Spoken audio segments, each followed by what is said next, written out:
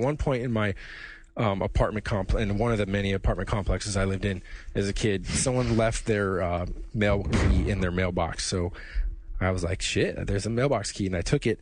And then over the week, this was actually, I need to give it the grade. This is 3rd grade, so you don't think I'm this much of a shithead. So I would go over the week and take it and look for stuff. Like, maybe, I don't know, maybe there's going to be a package with some Transformers in it or something. There weren't. So maybe a Playboy. What I did. Yeah. So then I just was like, shit. I took, and I put a note in there saying, if you want this mailbox key back, you got to leave $5 under the doormat of apartment, like whatever. And it was like a vacant apartment in the thing. And then meanwhile, that same week, they got a bunch of like return checks, that had already been cashed, but you just get them back. They don't do that anymore, but sometime in the 80s they would send you an envelope with all your checks. Store them on site now. So I took those around the school, and the very same day I'm at my elementary school giving those out to kids like their money. I'm like, it's checks, man. You know what a check is? It's what your mom, when you want that G.I. Joe figure, and your mom says you don't have any money, it's what she pays for it with. You can write a check, can't you, Mom? And then, so I was giving these out, and then I get called later in the day to the principal's office, and I go in there, and there's my parents are in there, and then the principal, and then some other person I didn't know. And that person introduced himself as the postmaster general of the district, and they hold up my ransom letter, my extortion letter. And they're like, Shawn, do you know anything about this? And then it totally worked. I was like, I know what I'm going to do. So I just start crying. I'm like, I'm sorry, I did it.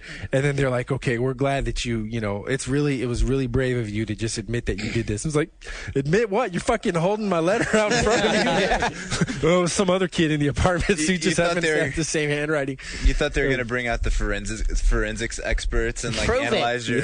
Prove it, bitch. So yeah, I'm surprised I got off with just an ass whooping on that one, and because it happened off of school, so I couldn't get detention or anything. But I did spend I spent most of that year like having my lunches and all my recesses in the principal's office because I did something or the other. Yeah. Fuck something up. That's really hard to imagine somehow. I don't even know what we'd get in, from fights and stuff. Sometimes it would just be something dumb. You'd be mad, and I didn't understand why I'd be in trouble. Like, one thing, anytime someone would have to take a shit, you would run, you'd be like, dude, someone's taking a shit. Like, there's only one course of action. It's to run on the playground and scream so everyone knows. And you all run in, and you go to the stalls next to it, and you get the toilet paper, and then you get it wet in the sink, and you stand up on the adjacent stalls and urinals, and you throw them down on the person taking a shit. Where the hell did you live? Seriously. Fucking Lord of the Flies. The whole bathroom roof was covered with, like, stalactites of wet toilet paper from us just going in there. And then, of course, every day, it's just a ritual. You finish your school lunch, and you take your milk carton, and you know how you could rip them open in the top so it would just be like a perfectly open square? Yeah, I know that. And you just mix the corn that you didn't eat with whatever's left of the chocolate milk and the water, and you put that on the big giant hydraulic hinge coming in the bathroom, because it had an entry door and an exit door. And then you just sit in there and wait for someone to come in. But now, I'm never going to the bathroom here again.